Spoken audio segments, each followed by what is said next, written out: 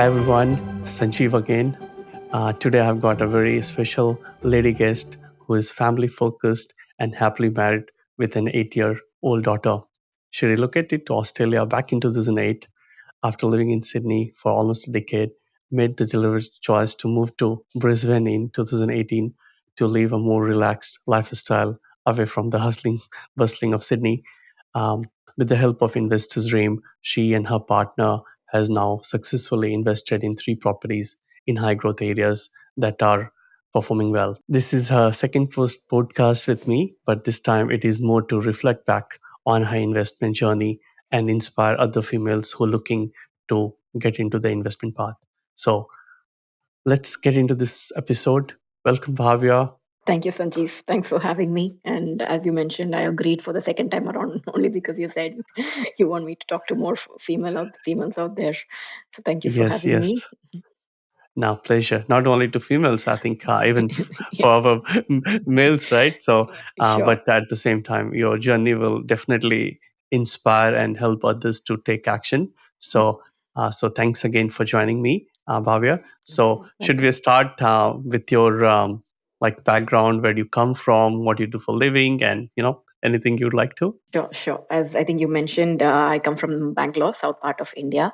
And Sanjeev, half your client base is Indians, so who are IT professionals. So I am one of those again, with an IT background. Doing well. And yes, as you mentioned, we were in Sydney for almost 10 years and now in Brisbane, continuing our professions as IT consultants. And yeah, that's about my professional background. So, how are you feeling about moving back to Brisbane? Like it's been almost 5 years for you, 5, 6 years. So. Yeah, it's been around 6 years. It was a mixed feeling. Initially, I think my partner Vijay, he missed Sydney a lot. He always wanted the food scene and the friends. All our friends are still back there, so he missed Sydney. But then, having been a new mom and trying to deal with being new parents, I think Brisbane gave us that. Okay, we could focus all our time into bringing our children because I don't think we were taught how to parent. So learning that was fun. Being in Brisbane helped us navigate parenthood. To be honest, Okay, so you're enjoying the coastal lifestyle. I mean, yes, the tropical. yes, yeah. Yeah, 5 kilometers awesome. I can get in 5 minutes. So in Sydney I can't do that. Yeah, yeah. No, it's a couple of good, Gold Coast sunshine. Everything is Yeah. handy to you guys. Oh, that is So true as well. Yeah, yeah, that's true. That's our closest beach. no, awesome. So, how did you like Bhavya, get into the property world? Like, is it it was in your family thing, or it's something you learned and on your way? So, what when this property bug bite you actually? I'll be honest. I think coming from the background or upbringing from India, we never thought of property as an investment. It's always buying a home to live in. We have to buy that, not even renting, buy a home to live in. So that was always there. And once we got married, we're like, okay, we're going to get a house to live in. We never thought of, okay, I need to invest and I need to grow my property. That thought never came, to be honest. It was always about, yes, we had some savings. Now let's look at a house to move in. And we did land up buying a unit in Sydney with off the plan property, only with the thought process that okay, we want to live there. But the situation changed, things changed. We never landed up really living there, and we continued to rent. And we relocated to Brisbane and converted our property into investment.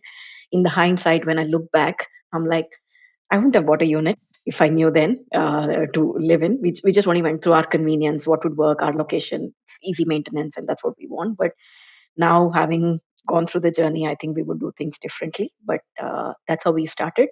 Not We could have done better. I'm not saying we did something wrong, but all I'm saying is we could have probably done better with the property boom in Australia. It's going so crazy. Um, um, the property did well. I must be honest. And then when we came here, again, the same thing. We did not have the knowledge, or we did not educate ourselves of, yes, we have to invest properties. It's just that we took advantage of the interest rates being low and bank providing us. So we landed up buying the unit that we lived in Brisbane as well. So that was our start of buying in property, only with basic knowledge or basic information that, yeah, let's do that because it's Okay. easy.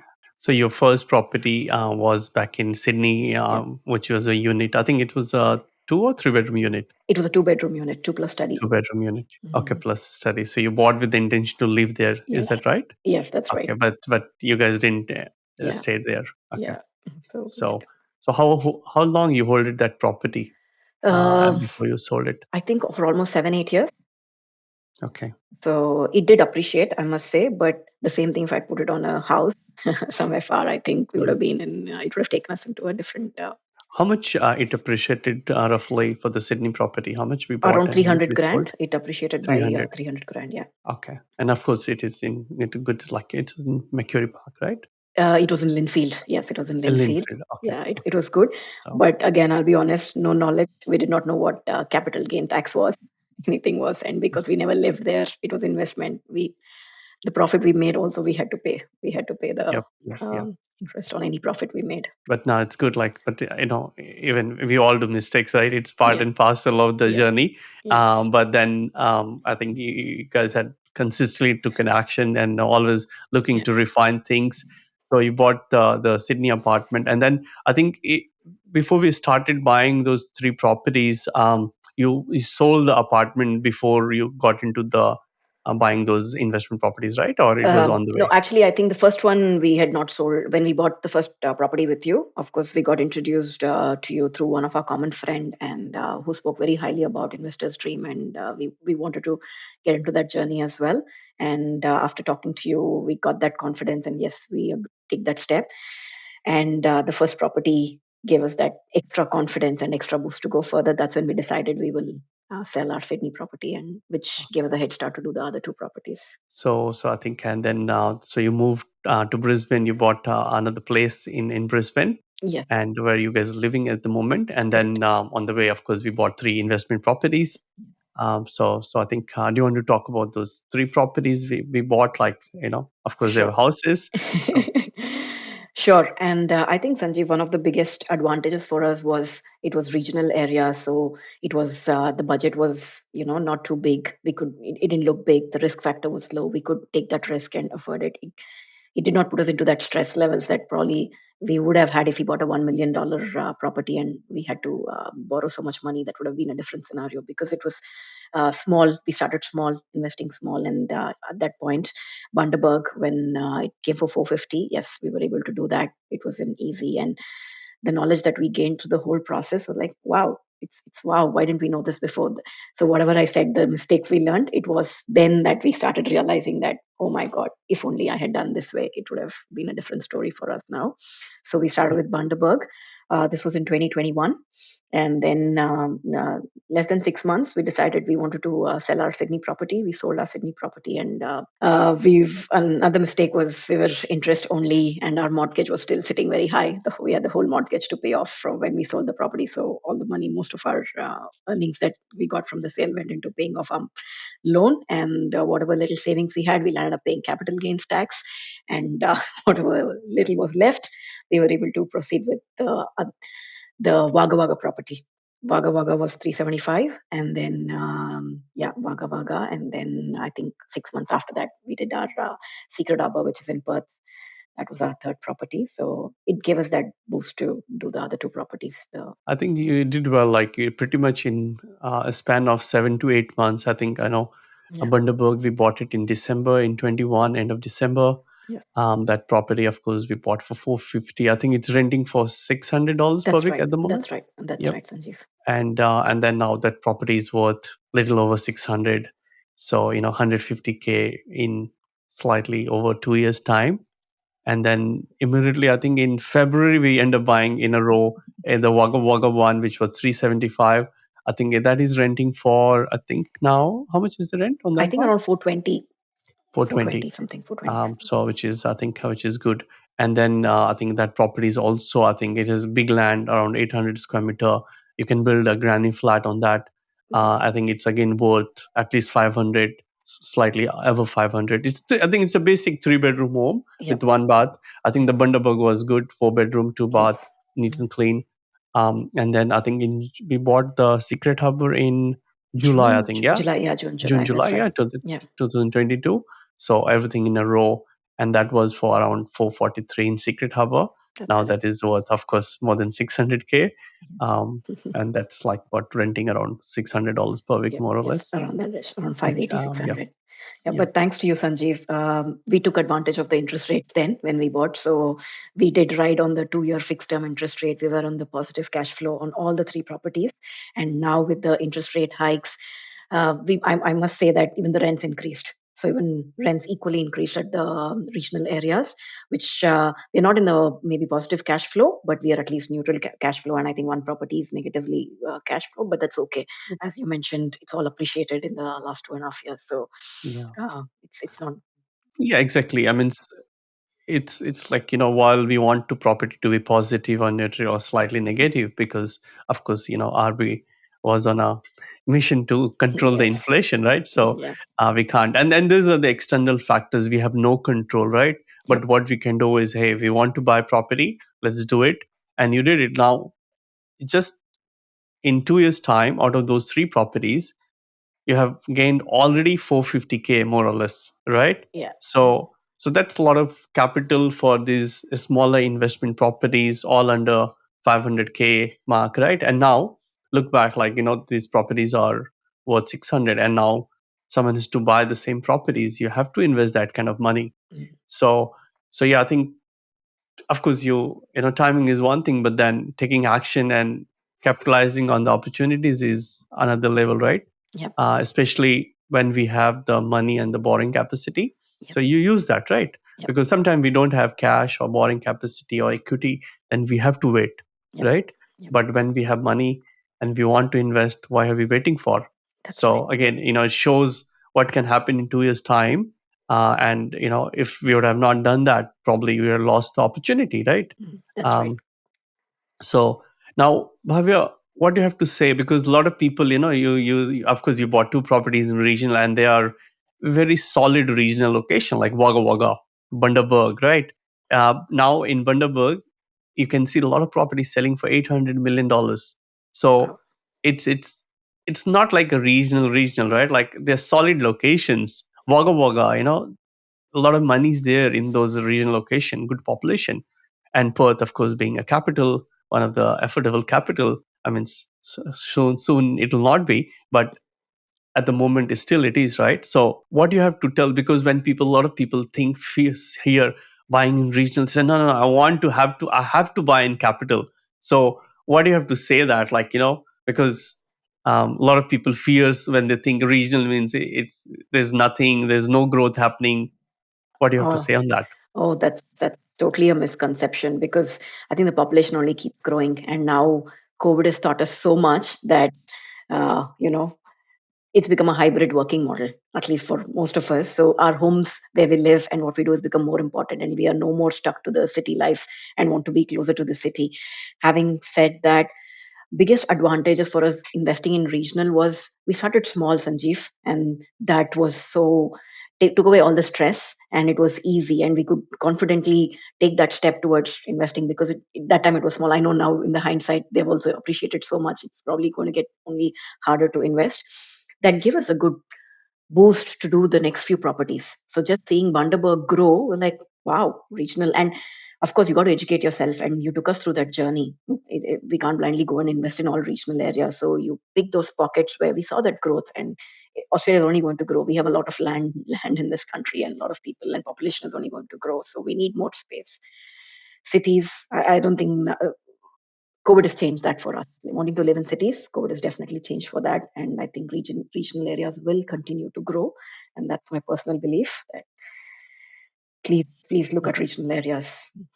Yeah, no, I agree with you. And that's the thing, to construct a home, like, you're looking at just a basic 3 or 4 bedroom homes, you're looking at anywhere for 500, that mark to build a decent home. And, we're talking about buying a house for 375 or 450. Those property had to go up. There is no looking back. And of course, Yep. there is a lot of migration. There is a clear housing crisis in the country. Even before COVID, we had, Yes, and of course COVID has made it worse, right? correct. And of course the cost of raw material, labor, everything has gone up. So I think it's a clear indication, and that's why, like, buying in these affordable locations are so good. But at the same time, now these locations are no more affordable. The way we bought for 375 or 450, now they're sitting at 150 200K up. That's right. That's so right. so I think, taking timely action is also important. So I think, how things going with your owner occupier buying? Like, I know you're looking in Brisbane to upgrade your home. So how are you going on that front? It's only getting harder, Sanjeev. I'll be honest with you. With the interest rate hikes, haven't made any change. Its property has not come down. It's not even paused. It's to be honest, it's only getting harder.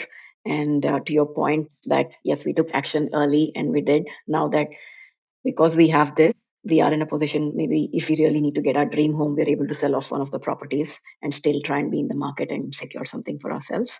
So yeah, we are the hunt is on for almost a year, and still we have not been able to secure anything that we like. Still going on, I must say, but we are in the market. Yeah, yeah. At the same time, you already have a place. It's just Yes, you're trying to upgrade your place. that's right. So, but yeah, I think it's good. But yeah, I think the struggle is real actually, because we Yes. have a shortage of housing, and the prices they're Yep. going up Yep. continuously. So I think, okay, now tell me, like, a lot of when people come to us, they still ask Sanjeev, you know how these properties, because we're buying interstate and all, we're not gonna see the property, or go to this location. So there's a lot of fear going around the background, right, which I can understand. Mm, um, but what do you have to say, because your first property in Bundaberg we bought, right, mm. and then second Wagga Wagga, Perth. Out of these three properties, have you gone yet to any of these properties? I'll be very honest with you, all and Sandeep, we have not seen a single property. We have not even gone and made an attempt. We keep thinking Bundaberg is only 4 hours. We should go. We should drive one day and just go have a look. We've not even done that. Um, Sanjeev, I need to appreciate the hard work you put into giving us that information that we need to know about a property and hooking us on to all the local agents there who manage our property. I must say, all the agents who are managing our property are really good. They're on top of their game. We don't even, there was not a single time I had to say, hey, I think we're up for rental increase. They're very proactive, and they've constantly gone ahead. If the market is high, they've come back, hey, I think it's time for your interest, we need to increase your rent. Or I get we get inspection videos every 6 months of our property. It's they're using the latest technology. They're on top of their game, and then they're also asking us, "Do you want to sell your property? We are ready. We have so many buyers." That's also happening. So they are keeping us informed and in touch with us rather than the other way around. So honestly, it's all worked out well because we landed up doing well, and no, we have not seen any of our properties. Okay. So initially, did you, like, you and your partner Vijay had some initial fear, like, hey, we are buying interstate, we are not able to see, or no? Of course, Bundaberg, you are in the same estate, but Yeah. far off, like 4 5 hours drive. So it's so, like, initially, did you guys had Yes, fear, very or much. okay? Very much we had the fear. And I think one of the biggest confidence was that property was already rented. So it Mm. is not like we had to go do any work in that property, go fix things or anything. So for in the very beginning, if you had given us a property which needed work and we had to go fix things, shell out another sum of money to get things, it would have probably set us back, and it would have made it challenging. Our first property was easy. It was very Okay. easy, so it was okay. Yes, the second one, Wagga Wagga, as you said, it's a big land but a very old property. It needed a lot of maintenance, but we were okay with that. It was taken care. It was okay. We were okay with that. We were ready because the experience with Bundaberg was so different that we were okay to do that. And same thing with Nusa. I think there were heavy storms at some point, and the whole compound got knocked off, or they just it's not even a compound. I don't even know The what they call fence, that. Yeah, the the fencing fence. fencing came off. Yeah. So we were like, the agents did take responsibility, took care of it. Some unexpected expenses that did come our way, but it was well managed. To be honest, it was well managed. They sent us the photos, and they got quotes from a couple of people to come and do the fencing. It's not like they went to one person and whatever quotes they got, they went. No, they gave us options. Yes, we have three people.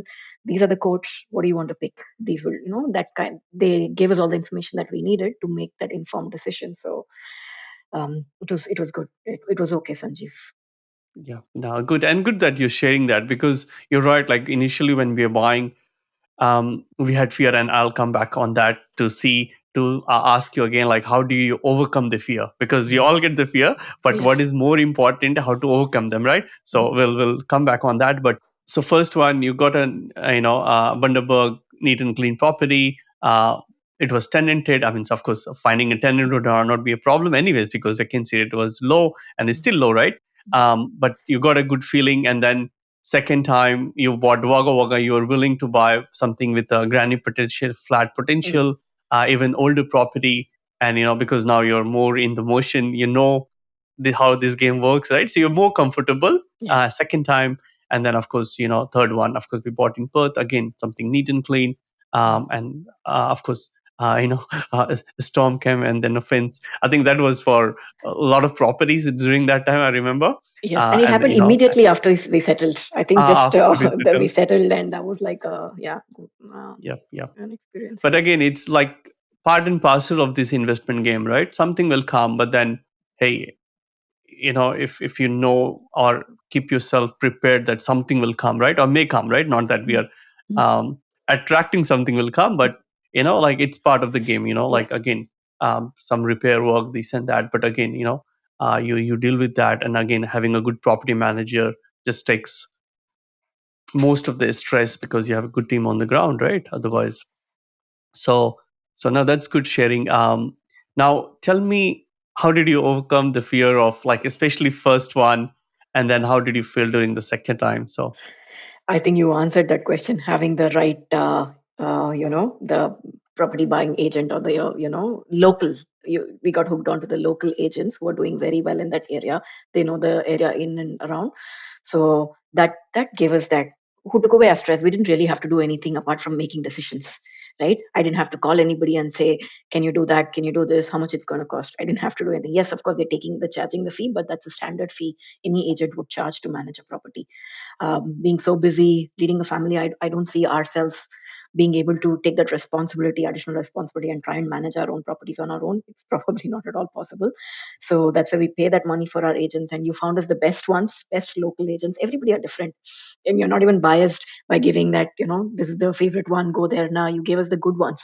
You gave us the good ones for every different region, different agents, my property agents for managing our properties. They helped us a lot. They helped us a lot by doing the right thing or giving that confidence that, hey, this is what needs to be done. Yes, some out of pocket expenses came our way. We could, it's an investment property. When you file your taxes, you're going to add to all of those. So you learn that. You learn that along the journey. Yes, the fear is there. With time, you'll overcome it. With the knowledge that you gain and with the support you have, you'll probably be able to overcome that. yeah, no, good. Because yeah, I think fear is part of the game. I mean, because it's not inbuilt in our education or the society that So yeah, I think fear will come, and I think, and the fear can only go away by taking action, I believe, Yes. like in anything.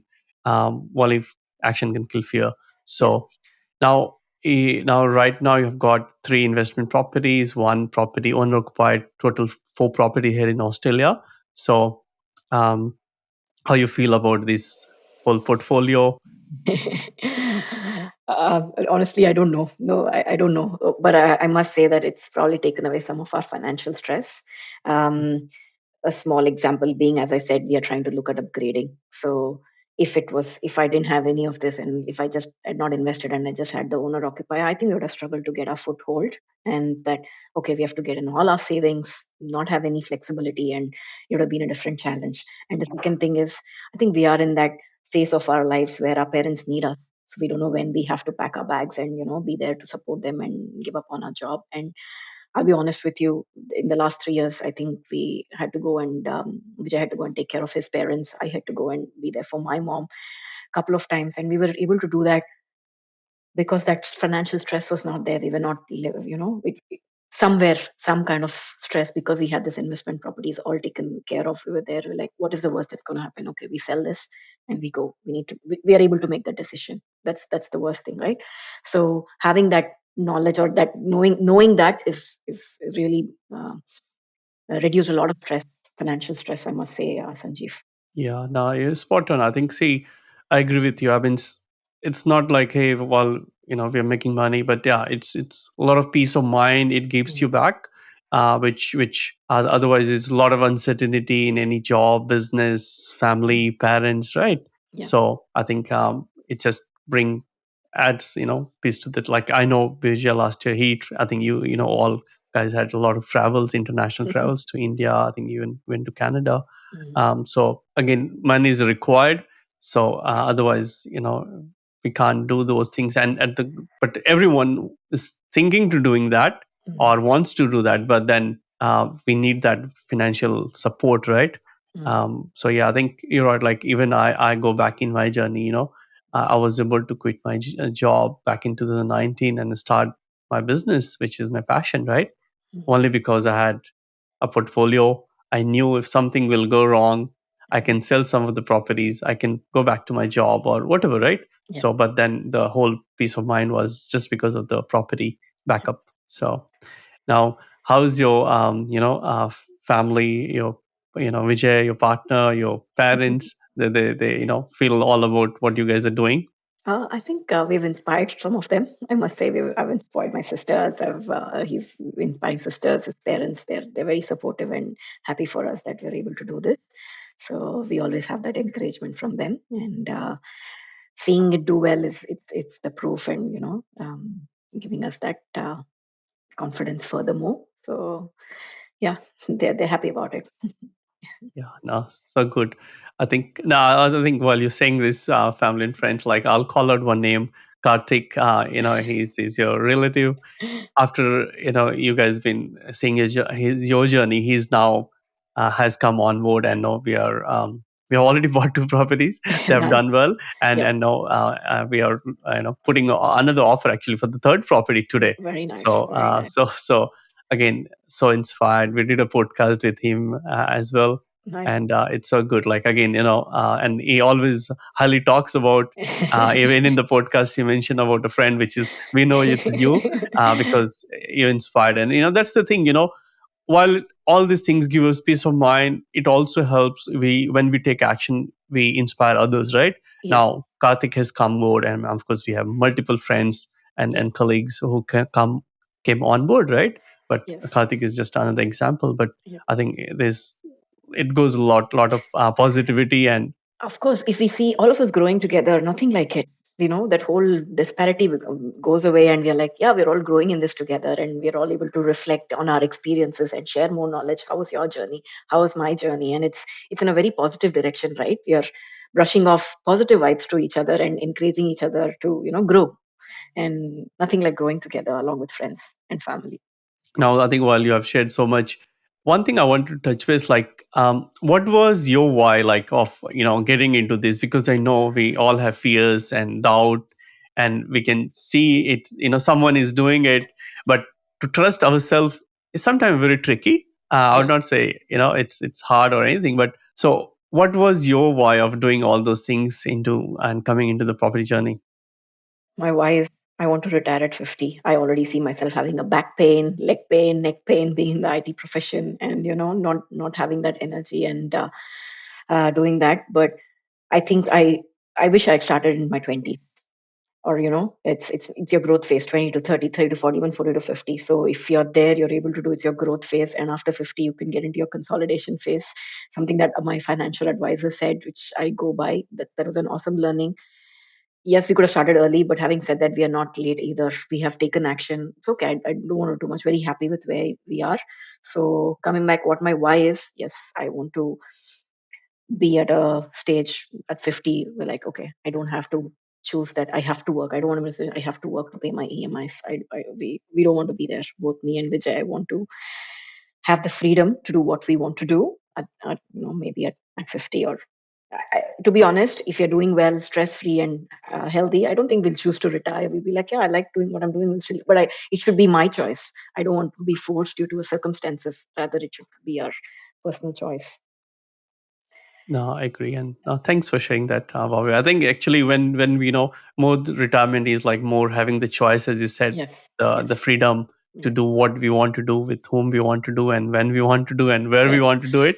Um, and actually, when we get in that position, actually, we will be more of us, Mm. and doing bigger, even much bigger and better things in life, Yes, because we are in our best form, right? yes, yes. So Yeah, I think focus on other no, things. that's Yeah, yeah, it's a good why, right? Like everyone wants that, but no, I think I'm sure you will achieve that because you guys are action.